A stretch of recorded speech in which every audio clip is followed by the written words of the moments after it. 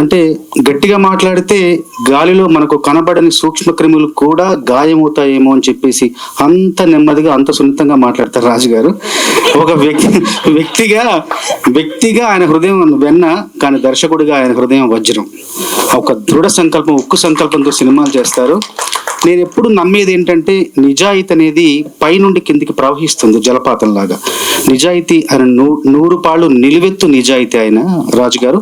ఆ నిజాయితీ, ఆ నిజం అంతా కూడా కళాకారుల్లోనూ, నటీనటుల్లోనూ, సాంకేతిక నిపుణుల్లోనూ కూడా ప్రవహించి అందరూ నిజాయితీగా పనిచేశారు ఈ సినిమాకి. నేను సినిమా చూసిన తర్వాత పాటలు రాయడం కోసం వచ్చినప్పుడు 2.5 గంటలు సినిమా చూసిన తర్వాత ఏం పాటలు రాయాలి, ఎలా రాయాలని ఆలోచించకుండా ఈ సినిమాని ఎవరికి చెప్పాలి, ఏ పెద్ద సంస్థలకు చెప్పాలి, ఈ సినిమా బయటికి ఎలా తీసుకెళ్ళాలి, ఎలా ప్రజలకు చేరువ చేసే ఆ క్రమంలో నేను ఎలా సహాయపడాలని అదే ఆలోచిస్తున్నాను చాలాసేపు. ఎలాంటి దీన్ని ఎలా బయటికి రాబట్టాలి బయటికి అని చెప్పేసి చాలాసేపు ఆలోచించి తర్వాత కొన్ని రోజులకు మళ్ళీ పాటలు రాశాను.